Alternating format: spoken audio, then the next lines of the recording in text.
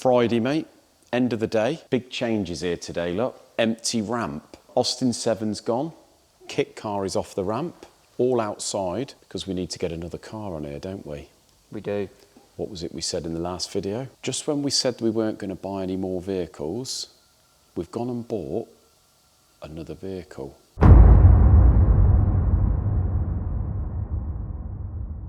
But this one is definitely worth the buy, don't you think? I think so, yeah. For the money, definitely. So, mate, as it says in the title, we have actually gone and bought what I think is got to be the cheapest Clio RS 200 in the country, isn't it? I think so.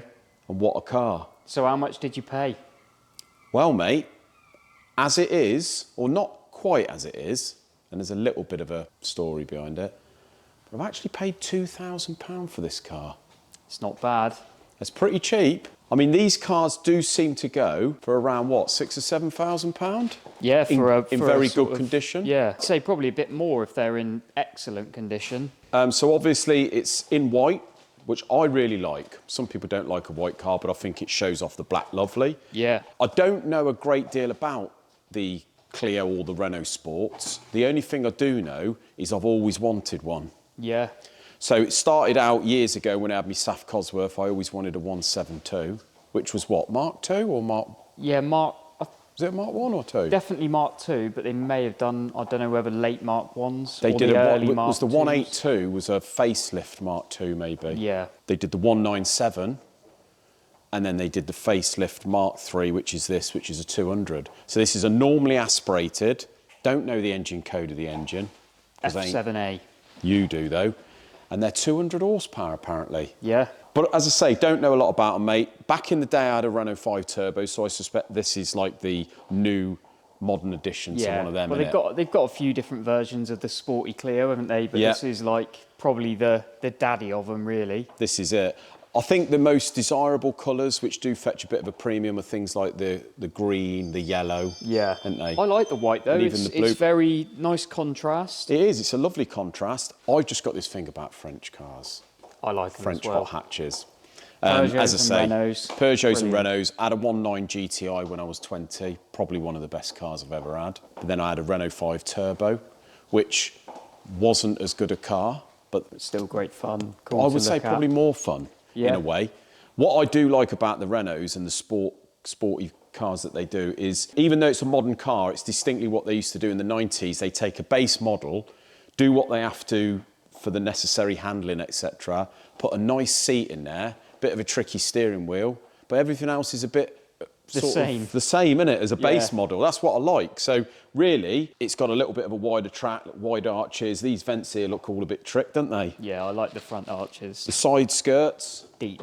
You've got like the Renault Sport kick plate there. Yeah, got your nice floor mats in there. Nice floor mats, mate. So basically, the story is with this car, it's sat for over 18 months on someone's drive, and you can had... see that there with the green build up everywhere. Well, that green stuff there, mate, is the last, really, of the green stuff that was on the car. Some in there as well. Yeah, still got some. So was it pretty covered? Covered is an understatement. It sat there. The inside was entirely mouldy. I don't think it had ever had a hoover. So you've actually had this car about a week or two, haven't you? I've had this car for nearly 2 weeks. Yeah. Yeah. I spent the entire weekend, last weekend, at home, hoovering the inside. Cleaning the inside as much as I can. I've then sent it to our friends next door and got them to shampoo the seats, etc. All we've got is a little bit of bolster wear over on the driver, but nothing disastrous. No. But this, the rest of it is really, really clean. All the back seat. But it was horrible, mate. Yeah. I honestly cannot. I wish I took photos because I hadn't. So aside from it being a bit grubby, I mean, we've looked round it a bit. Yeah. And you can't really see anything wrong. So why is it so Well, I've cheap? sort of gone off track, really, because I'm really excited about it. So it's cheap because it had a fault. So apparently, looking through the history, got a massive folder of history. Yeah.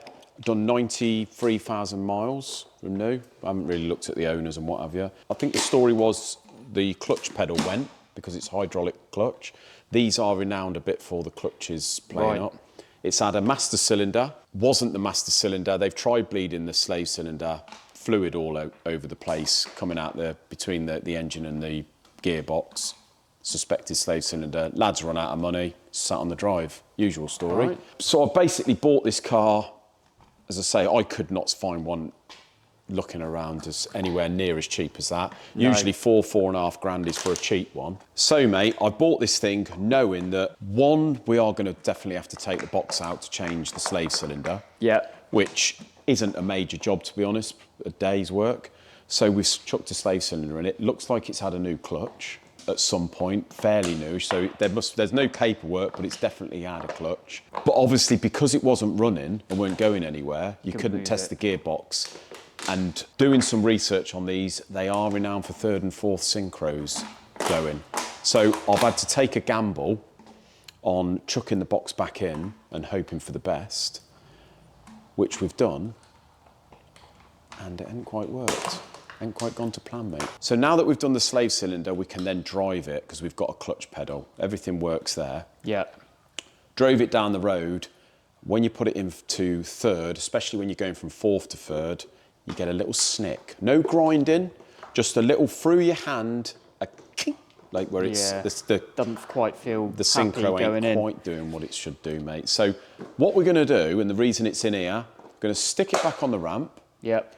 Showed you in the last video wherever it's gone. Where has it gone? I've put it up there because it tried to fall down earlier. So we've got the Maxton Design front splitter, which is a must on these because it makes them look way better on the front and way more aggressive.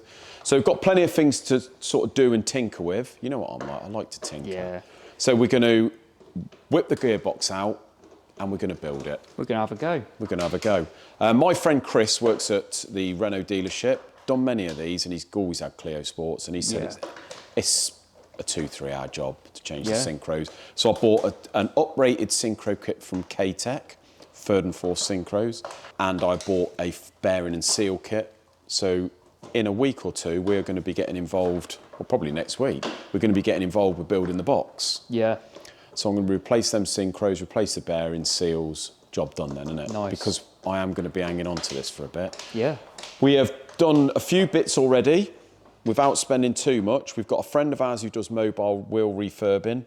And he's tidy those up. Tidied them up. The wheels were a bit curved and a bit crap. But he's done a great job there doing them gloss black. We've put the 20mm spacers, which apparently is an absolute must. For some reason, these wheels sit right in the arches. Now they're standard. Lovely fitment, and you're not gonna. You can see there, you're not gonna have any rubbing issues. It's all. No. It's enough room. Exactly. The brakes. It's got the Brembo brakes on the front of these, mate, as standard. Yeah. It has got new discs and pads, believe it or not. Although they've sat there, they are pretty much brand new. So I've took the front ones off, painted the inside so they don't look rusty and shit. Go brown. And face the discs. Pads, as I say, are brand new.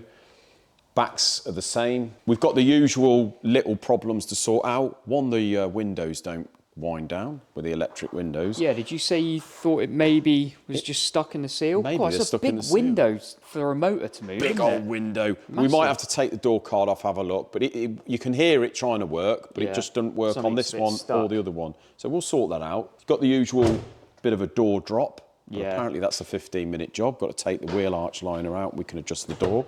Not a problem.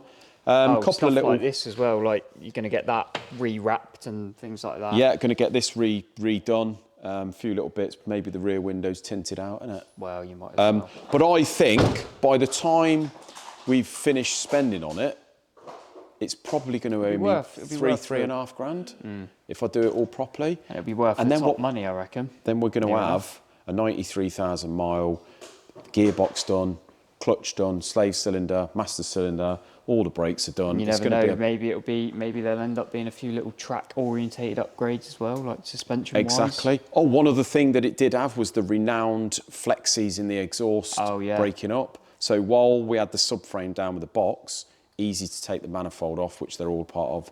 And Tom Upton's replaced them. Yep. So that's been done. So really, once we've got that done, mate, which we're going to be showing in a video next week, all the renowned issues, mate, will be done with a bit of luck. Ideal. Oh. Do you want to fire it up or no? Yeah, let's fire it up. Yeah. Why not? I'm going to use my mic down by the exhaust. And since we've had the inside cleaned, it does smell a little bit better than it did before. So here we go, mate. Card not detected.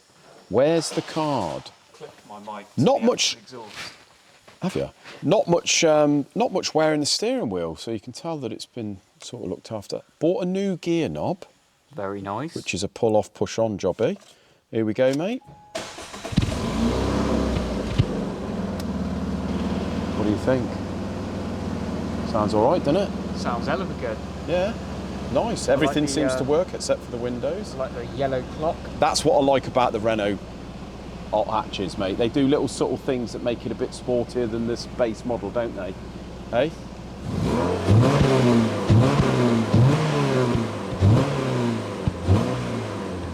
Can't beat it, can you? So there we go, mate. Renault Clio Sport RS 200. I think you bought a hell of a car for the money, really. Well, we're quids in it, mate, no matter how far we go. And it's a little project. Got a little bit of a soft spot for these, mate. Do we keep this? Do we get rid of the Subaru? Do we keep them both? Do we sell them both?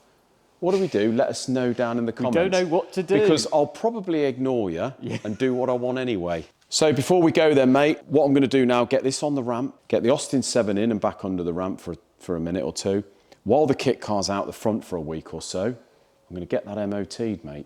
Yeah, you just took it round the block, Just took it round the block, fell in love with it again. Yeah, so that ain't being sold anymore? Well, no, not in my head. No. But if you want it, come and get it quickly before I do fall in love with it again. Yeah. So there we go, mate. Valentine's Day tomorrow. I'm off tonight to stay in a hotel with the missus. Lovely. Spa day tomorrow. Very nice. And then out for a meal in the evening. 2 days away from the children. Cannot get better than that, as much as I love them. Have a lovely weekend, guys. I'll see you next week. Cheers.